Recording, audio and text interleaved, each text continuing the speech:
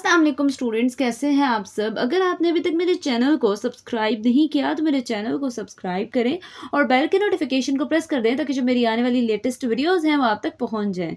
आज की जो मेरी वीडियो है इसमें मैं सॉल्व प्रॉब्लम नंबर 34 को एक्सप्लेन करने लगी हूँ। तो सबसे पहले क्वेश्चन की स्टेटमेंट देखते हैं। स्टेटमेंट में क्या लिखा हुआ है, give a possible definition of gradient of B vector B. अब अभी तक जितने भी हम लोगों ने क्वेश्चंस पढ़े उसमें ये क्या चीज़ वो कहते थे कि या तो डिवर्जेंस फाइंड आउट करो, क्योंकि मैंने कहा था कि ग्रेडियंट हमेशा किसी स्केलर क्वांटिटी का फाइंड आउट होगा, और मैंने ये कहा था कि जो डिवर्जेंस है वो डेल डॉट और गिवन जो वेक्टर है वो होगा। बट इस क्वेश्चन में वो कह रहे हैं कि हमने पॉसिबल डेफिनेशन बतानी है, अगर ग्रेडियंट लिया जाए किसी वेक्टर का तो क्या होगा। तो वो कह रहे हैं सिचुएशन किस तरह से होगी। अब जो मेरे पास वेक्टर है, आप वो एग्जामिनर की चॉइस है, वो वेक्टर बी लिख सकता है, वेक्टर वी लिख सकता है, वेक्टर ए लिख सकता है, कैपिटल सी लिख सकता है, ये उसकी चॉइस है। तो उसने ये बता दिया कि यहाँ पे जो जो वेक्टर है वो क्या है, बी है। तो हम सबसे पहले अगर इसको सोल्यूशन लिखने लगे तो हमने लिख देना है assume vector B is equal to. अब जब मैंने कहा था वेक्टर लेना है या कोई भी, तो आई जे के की फॉर्म में होगा, तो उसके साथ जो हम लोगों ने नंबर्स लिखने हैं, वैल्यूज़ लिखनी है, वो A1 A2 A3। ए वेक्टर अगर लिखा जाए तो लिखना है, अब बी वेक्टर है तो उसकी जगह B1 B2 B3 आ जाएगा और साथ आई जे के आ जाएगा। ये मेरे पास वेक्टर बी की वैल्यू है। फिर इसके बाद क्या करना है, इसका ग्रेडियंट लेना है। ठीक है, तो मैंने क्या लिख दिया है, formally we can define gradient of B as. कहते हैं तो जब हम gradient of B find out करेंगे तो इसका मतलब है, ग्रेडियंट का क्या मीनिंग होता है कि डेल फाई, यही होता है ना कि हमारे पास डेल है और साथ फाई को। अब यहाँ पे डेल के साथ वेक्टर बी लिख दिया गया है। यहाँ पे इस चीज़ का ध्यान रखना है सब स्टूडेंट्स ने, यहाँ पे डॉट नहीं आया। डॉट हमेशा डिवर्जेंस को रिप्रेजेंट करता है। इस क्वेश्चन में ग्रेडियंट का मतलब है कि डॉट नहीं आ रहा बीच में। तो इस तरह से डेल की जगह partial over partial x i cap plus partial over partial y j cap plus partial over partial z k cap value आ गई, और वेक्टर बी की वैल्यू एज इट इज लिख दी। अब मैंने सिंपल इसकी मल्टीप्लिकेशन करनी है। तो मल्टीप्लिकेशन किस तरह से होगी, यहाँ पे डॉट प्रोडक्ट नहीं हो रहा, यहाँ पे पहले इस टर्म को इन तीनों टर्म्स के साथ सेपरेटली मल्टीप्लाई करना है, फिर इस सेकंड वाली टर्म को इन तीनों टर्म्स के साथ मल्टीप्लाई करना है, और फिर लास्ट पे इस लास्ट वाली टर्म को इन तीनों टर्म्स के साथ मल्टीप्लाई करना है। तो जब मैं इनको मल्टीप्लाई करूंगी तो मेरे पास किस तरह से आंसर्स आएंगे, जरा देखें। Partial B1 over partial x i plus partial B2 over partial x i cap J cap plus partial B3 over partial x i cap k cap plus partial B1 over partial y j cap I cap plus partial B2 over partial y j cap plus partial B3 over partial y j cap k cap plus partial B1 over partial z k cap I cap plus partial B2 over partial z k cap J cap plus partial B3 over partial z k cap. ये मेरे पास इसकी multiplication करके आ गई है। अब आगे क्या लिखा हुआ है, the quantities I cap comma I cap J cap etcetera are called unit dyads. ठीक है, कह रहे हैं कि हमारे पास यूनिट डायट्स है। ठीक है, तो आगे क्या क्या है, मतलब उसने इसका नेम बता दिया कि इसको ये कहा जाता है। आगे लिखा हुआ है, note that I cap J cap for example is not the same as J cap I cap. तो वो क्या कह रहा है कि ये चीज़ ये मतलब कह लें ये पॉइंट समझने वाला है कि आई कैप और जे कैप के जे कैप और आई कैप के इक्वल नहीं है। ठीक है, सेम नहीं है। क्यों सेम नहीं है, क्योंकि जब आप डॉट प्रोडक्ट लेते थे आप कहते थे आई डॉट जे और जे डॉट आई दोनों सेम है। अगर वो सेम है तो इसका मतलब है दोनों का सेम आंसर आएगा, वो 0 0 आता है। लेकिन हम यहाँ पे डॉट प्रोडक्ट की बात करें, ये आई कैप जे कैप एक डिफरेंट टर्म है और जे कैप आई कैप भी एक डिफरेंट टर्म है। तो इसलिए उसने बता दिया कि ये दोनों सेम नहीं है। अब उसके बाद नेक्स्ट क्या लिखा हुआ है, a quantity of the form. अब जो आपका जो क्वेश्चन है उसने कहा है कि अगर उसको A1 वाली फॉर्म में मतलब कांस्टेंट की फॉर्म में, मतलब हम लोगों ने पार्शियल ओवर पार्शियल एक्स ख़त्म करना हो तो हम उसको किस तरह से लिखेंगे।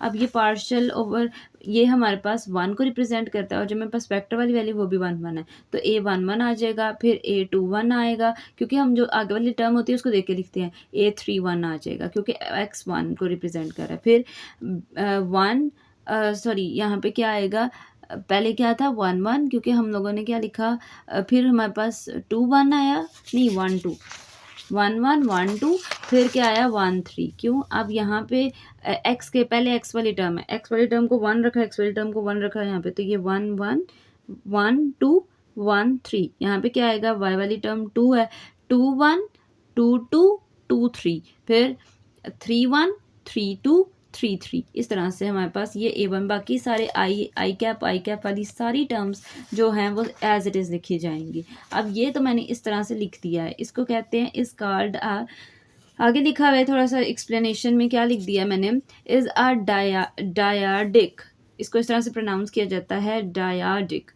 तो कह रहे हैं and the coefficient A11 A12 are its components, कह रहे हैं कि हमारे पास जो हैं ये इसको क्या कहा जाता है कि ये डायाडिक है, और वो कहते हैं जो कोफिशिएंट्स हैं, मतलब हमारे पास जो आई जे वो सारे, ये पूरी टर्म को कह रहा है कि ये डायाडिक है। और आगे कह रहे हैं and the coefficients A11 A12 क्या है, इसके कंपोनेंट्स हैं। ठीक है, आगे क्या लिख दिया है, एन अरे of these 9 components in the form, कहता है अगर हम उसको मैट्रिक्स फॉर्म में लिखें, तो जब हम हायर क्लासेस का मैट्रिक्स वाला चैप्टर को स्टडी करते हैं तो हम, मतलब अगर हम प्रीवियस चैप्टर्स की बात करें ग्रेड 9 या फिर ग्रेड फर्स्ट ईयर में, जब आप मैट्रिक्स वाला चैप्टर पढ़ते हैं, मैट्रिसेस पढ़ते हैं, तो उसमें आप एक स्क्वायर ब्रैकेट यूज़ करते हैं जब भी मैट्रिक्स लिखते हैं। लेकिन यहाँ पे आप लोगों ने जो अरे मतलब जो हमारे पास ब्रैकेट है वो जो यूज़ कर रहे हैं वो हम राउंड ब्रैकेट यूज़ करेंगे, बट ये वैल्यूज़ 3x3 वाली होंगी।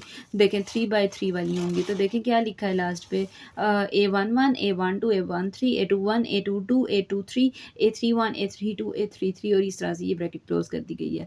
आगे क्या लिखना है, is called 3x3 matrix a dyadic is a generalization of a vector, कहते हैं हमारे पास ये 3x3 का मैट्रिक्स है, इस तरह से लिखा जाता है। और फिर वो कह रहा है कि जो डायडिक है वो हमारे पास अगर वेक्टर को जनरलाइज किया जाए, मतलब फर्दर एक्सटेंड किया जाए, तो उसको क्या कहा जाता है, डायडिक कह रहे हैं।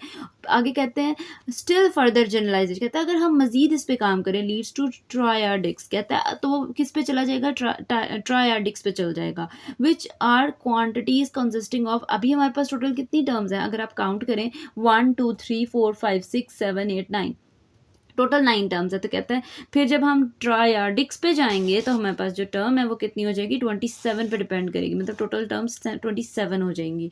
फिर आगे देखिए आगे क्या लिखा है, ऑफ द फॉर्म, और जो कहता है लिखा किस तरह से जाएगा, वो जो ट्रायडिक्स वाला है, A111 I cap plus A211 J cap plus so on चलता जा रहा है। अब आगे अगर थर्ड लिखे तो क्या होगा, नेक्स्ट क्या आएगा, 311, और साथ क्या आ जाएगा, के कैप आई कैप आ जाएगा, इस तरह से लिखा जाएगा, और सो ऑन चलते जाएंगे। आगे क्या लिखा हुआ है, a study of how these components of a dyadic or triadic transform from one system to coordinates to another leads to the subject of tensor analysis which is taken up in chapter 8। अब वो क्या कह रहा है, कहता है कि हमारे पास जो कॉन्सेप्ट है, जब हम ट्रांसफॉर्म कर देते हैं, डायडिक से कन्वर्ट करते हैं, ट्रायडिक्स पे जाते हैं, तो वो कहते हैं कि जो हम लोगों ने ये चीज़ें स्टडी करनी है वो चैप्टर नंबर 8 में करनी है। और चैप्टर नंबर 8 का उन्होंने नेम बता दिया, कहते हैं वेक्टर एनालिसिस वाले जो बुक है, ये जो हमारे पास अभी जो हम बुक पढ़े हैं, इसमें जो चैप्टर नंबर 8 है उसमें उस चैप्टर का नेम है टेंसर एनालिसिस। तो वो कहता है कि इसमें जो टेंसर एनालिसिस वाला जो चैप्टर है उसमें हम इस चीज़ को ब्रीफली स्टडी करेंगे। ये थी जी आज की मेरी वीडियो। होपफुली आपको मेरी वीडियो अच्छी लगी होगी। अगर आपको मेरी वीडियो अच्छी लगी है तो वीडियो को लाइक करें और सब्सक्राइब करना मत भूलिएगा। तो इंशाल्लाह जो नेक्स्ट वीडियो होगी वो फर्दर सॉल्व प्रॉब्लम से रिलेटेड होगी। तो तब तक के लिए अल्लाह हाफ़िज़।